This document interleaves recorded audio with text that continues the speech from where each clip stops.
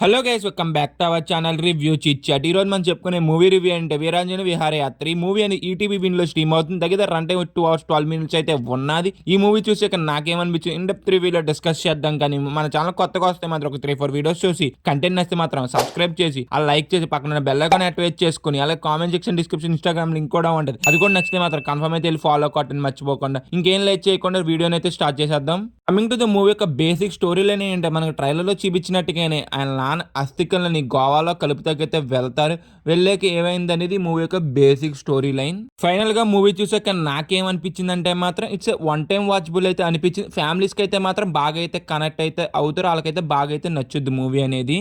Guys నాకు first half ఎలా అనిపించింది, సెకండ్ హాఫ్ నాకు ఎలా అనిపించింది అనేది ఒకసారి ఇప్పుడైతే డిస్కస్ చేద్దాం. ఫస్ట్ 20 minutes అనేది నాకు చాలా బాగా నచ్చింది. మళ్ళీ ఇంటర్వెల్ వరకు చాలా సీన్స్ కొంచెం టచ్ చేసినట్టు ఫీలింగ్ అనిపించింది. ఒకటి ఇంటర్వెల్ ఒకటి బాగున్నది. ఇంకా సెకండ్ హాఫ్ అయితే కొన్ని సీన్స్ బాగున్నాయి కానీ చాలా సీన్స్ ప్రెడిక్టబుల్ గాను కొంత స్టెచ్ చేసినట్టు ఫీలింగ్ అయితే కలిగింది first half and second half also. Climax ఒకటి అయితే నాకు నచ్చింది కొత్త. మేజర్ గా మూవీలో కొన్ని సీన్స్ అయితే మాత్రం చాలా బాగా రాసుకున్నారు. ఆ సీన్స్ కి అయితే మనకు డెఫినెట్ గా కనెక్ట్ అవుతాయి. ఆ సీన్స్ కూడా మన లైఫ్ లో ఎప్పుడొకప్పుడు జరిగినట్టుగా అయితే అనిపిస్తుంది. కొన్ని చోట్ల ఎమోషన్ కూడా అంతే బాగా కనెక్ట్ అవుతాయి. అక్కడ ఉన్న ఎమోషన్ డైలాగ్స్ కూడా మనకు చాలా బాగా కనెక్ట్ అవుతాయి. అవి కన్ఫర్మ్ మన హార్ట్ కూడా టచ్ అవుతాయి. మూవీలో ఫాదర్ కానీ నానమ్మ కానీ చెల్లి కానీ తమ్ముడు కానీ ఆ క్యారెక్టర్ చూసినప్పుడు మన ఇంట్లో కూడా ఇలాగే ఉంటారు కదరా అనేలాగా అనిపిస్తుంది మనకి. ఆ సీన్స్కి అయితే కొన్ని సీన్స్కి మనం అయితే కనెక్ట్ అయితే అవుతాం డెఫినెట్గా. మూవీలో బీజిఎం అనేది సీన్కి తగ్గట్టుగా చాలా రీఫ్రెష్గా అయితే అనిపించింది నాకైతే. ఈ అయితే పాజిటివ్స్ అయితే అనిపించినాయి. ఇప్పుడు నాకు అనిపించిన నెగిటివ్ పాయింట్స్ ఏంటో ఒకసారి డిస్కస్ అయితే చేద్దాం. మూవీలో నాకు నచ్చింది ఏంటంటే కొన్ని సీన్స్ చాలా సేపు స్టెచ్ చేసిన ఫీలింగ్ అయితే కలిగింది. మూవీలో చాలా ఎమోషన్ సీన్స్ ఉన్నా కూడా కొన్ని సీన్స్ ఎంత బాగా కనెక్ట్ అయ్యామో కొన్ని సీన్స్ అంత బాగా కనెక్ట్ అయితే అవలేకపోయాం. ఇదైతే నాకు డ్రాబ్యాక్ అయితే అనిపించింది.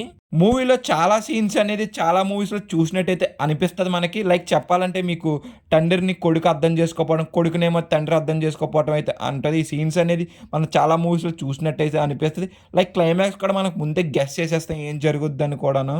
మేజర్గా ఈ మూవీ అనేది కామెడీ మనం ఎక్కువైతే ఎక్స్పెక్ట్ చేస్తాం కానీ మూవీలో కామెడీ అయితే అక్కడక్కడైతే ఉన్నది. ఎక్కువ ఎమోషన్ మీద అయితే వెళ్ళారు ఈ మూవీని. కొన్ని ఎమోషన్స్ ఎంత బాగున్నాయి, కొన్ని ఎమోషన్స్ అని అంతే బాగోలేదు. మధ్యలో ఉన్న కామెడీ కూడా పర్లేదు, బాగానే అయితే అనిపించింది నాకైతే. ఇది గైస్ మూవీ చూసాక నాకైతే ఇలాగైతే అనిపించింది. ఫ్యామిలీస్కి అయితే మాత్రం చాలా బాగా నచ్చుద్ది. మనకైతే జస్ట్ వన్ టైం వాచబుల్ అనిపిస్తుంది కానీ ఫ్యామిలీస్ అయితే మాత్రం మంచిగా అయితే ఎంటర్టైన్మెంట్ అయితే అవుతారు.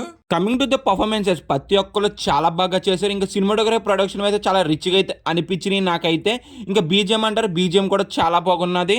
ఓవరాల్ గా మేము ఇచ్చే రేటింగ్ ఎంత అంటే 2.5 out of 5 గైస్. ఇప్పుడు వరకు వీడియో చూసారు కాబట్టి మీకు నచ్చితే మాత్రం లైక్ చేసి సబ్స్క్రైబ్ చేసి పక్కన ఉన్న బెల్ ఐకాన్ యాక్టివేట్ చేసుకుని అలాగే comment section description Instagram link కూడా ఉంటుంది. అది కూడా నచ్చితే మాత్రం కన్ఫర్మ్ అయితే వెళ్ళి ఫాలో కొట్టండి. రేపొద్దున మిస్టర్ బచ్చన్ రివ్యూ అయితే కలుద్దాం గైస్ మార్నింగ్ 7:30కి. Bye guys, in the next video. జై హింద్.